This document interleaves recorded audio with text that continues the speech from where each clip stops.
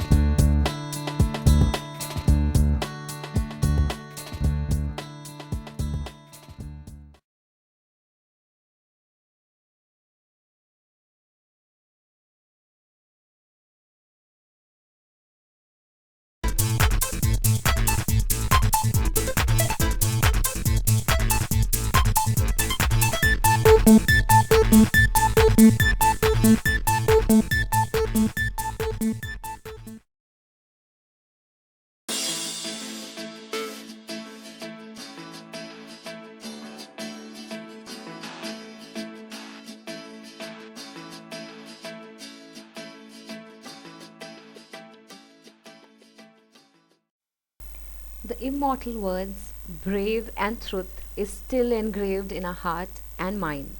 The school building has now changed, but hopefully the school anthem has not. Remember those lines? Students of St. John's High School march on with heads held high, saying a prayer each morning and then standing for national and school anthem was mandatory. This reinforced our duty to entities greater than ourselves. It was a different time, it was a different world, a different mentality. The school building was a two-storied structure with spacious rooms surrounded by a small compound. The building rarely looked like a school with its spectacular elevation and spacious balconies. Every afternoon, you stand in a queue and sometimes sit on the small stage adjoining the compound wall. Some of us even climbed on the stage just to see the world behind the wall. Behind the stage was a garage, and next to it was some houses and the electric supply office. At other end of the stage was a huge cage that housed several rabbits. The rabbits crouched and their dark red eyes lovingly glared at us. Next to the stage was a small garden with some hibiscus plants. We would pluck leaves and feed those poor trapped souls. Possibly that was our first act of bravery and charity. In latter years, that stage was demolished, and a much taller stage with black flooring was constructed on the opposite side.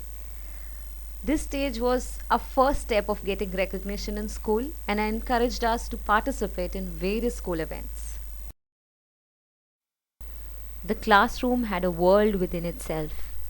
Many generations entered these classrooms as toddlers and went on to become fine men and women. The walls may still reverberate the loud laughters and noises of small kids. Somehow the walls never made the inhabitants feel claustrophobic. The benches were designed to comfortably occupy three students, regardless of their size and or social status.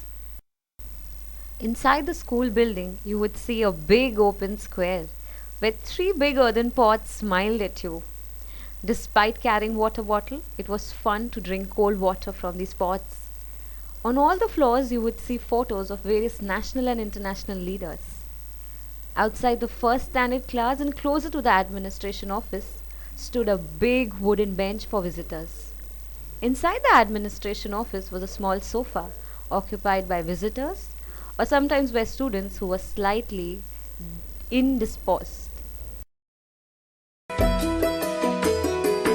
जैसे आँखों की डिबिया में निंदिया और निंदिया में मीठा सा सपना और सपने में मिल जाए फरिश्ता सा कोई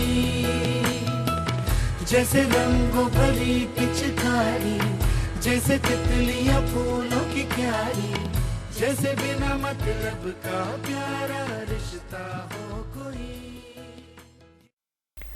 Every grade was divided into 3 classes then, with 50 or more kids in each room. Each class had one class teacher. Ironically, this teacher to student ratio is unacceptable by today's standards. We didn't shuffle down the halls and change rooms for different classes. We were fused to that one teacher and she to us every day, except for a brief recess. In secondary school, most of us walked to the school, and by 8th grade, we had refrained from wearing short pants, did homework in class, and shared away our lunch boxes as symbol of childhood.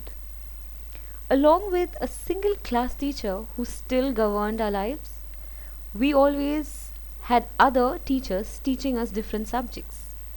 Yet somehow we managed to read and write, solve maths problem, learn world history, geography, conduct experiments, and importantly, learned how to conduct ourselves in public. Political correctness didn't exist. Humiliation was an effective education tool. Misbehavior earned punishment. Age brings in appreciation of its existence. Even the stings of Mrs. Fernandez, ruler across her hand, and Mr. Ronaldo Sir's duster on her body were justified. They say sports builds character. The annual sports at Adarsh Vidyalaya grounds were most sought after. The competition between the four houses was intense and brought together students from all batches, thereby creating team spirit. Up in the morning and out to school. The teacher is teaching the golden rule. American history and practical math. You study them hard and hoping to pass. Working your fingers right down to the bone. And the guy behind you won't leave you alone.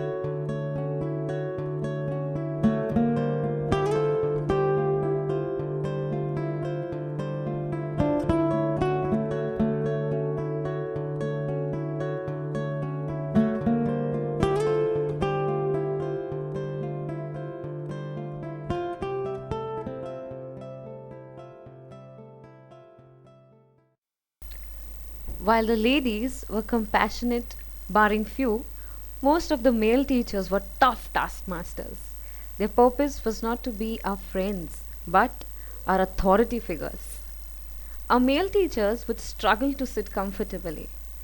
Most often, the Sousa sir would be seen sitting alone on the sofa reading newspapers. There were two steel cupboards where teachers would keep their personal belongings and notebooks. Meanwhile, the ladies' rooms were spacious. A large wooden table was stretched across the entire length of this room. There were chairs around the teachers. Despite so many notebooks, ladies' bags, and some flowers lying around, the table always looked clean and tidy. Sometimes our teachers would summon students in the teachers' room to help them carry the notebooks.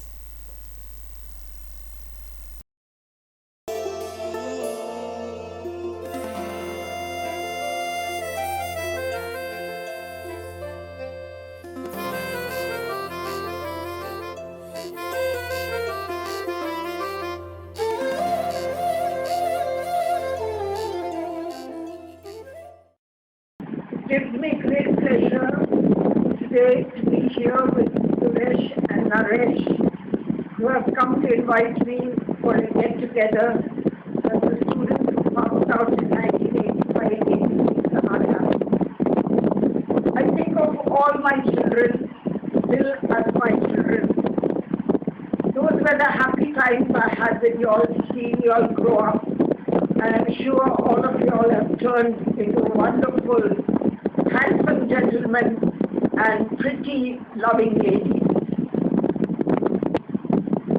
If I have never told you all that I loved you all before, whatever I did in the school was because I was full of love for you all. I wanted you all to be the best you possibly could. And my main thing was personality development because it's and not only intellectual development. I send you my good wishes on this occasion, and I'm happy that many of the teachers are with you. I send them also my love, and I thank them today for all the cooperation and the good response they gave in order to make you all into wonderful people. Have a good time, and all my blessings to you.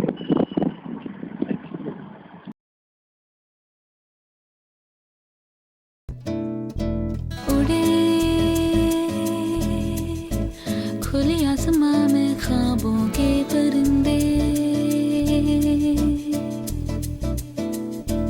उड़े दिल के जहां में ख्वाबों के परिंदे ओहो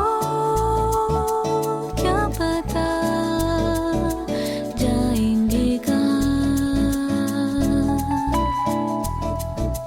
खुली है जो पर कहे ये नजर लगता है अब है जाके हम फिक्री जो थी पीछे रह गई निकले उनसे आगे हम हवा में बह रही है जिंदगी ये हमसे कह रही है जिंदगी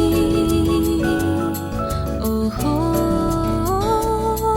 अब तो जो भी हो सो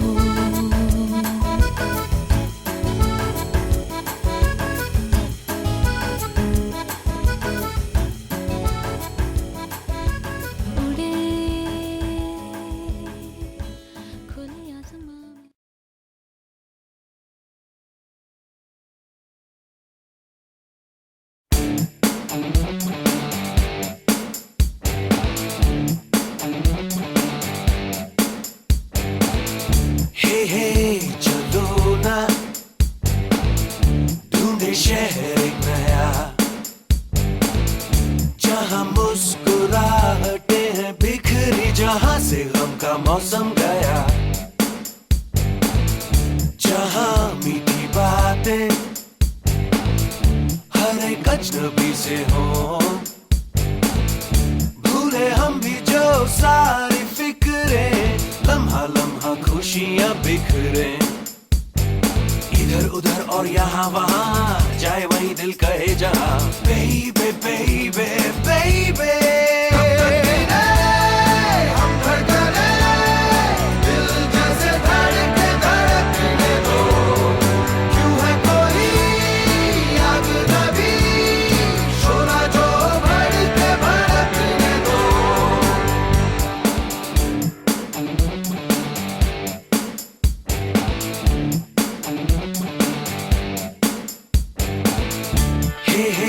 चलो ना गाए नए नए गीत खेल ऐसा क्यों ना कोई खेल जिसमें सब ही की हो जीत भूलो तारे कोई भी देखता नहीं देखे उनको दीवाने हो के कोई कितना भी हमको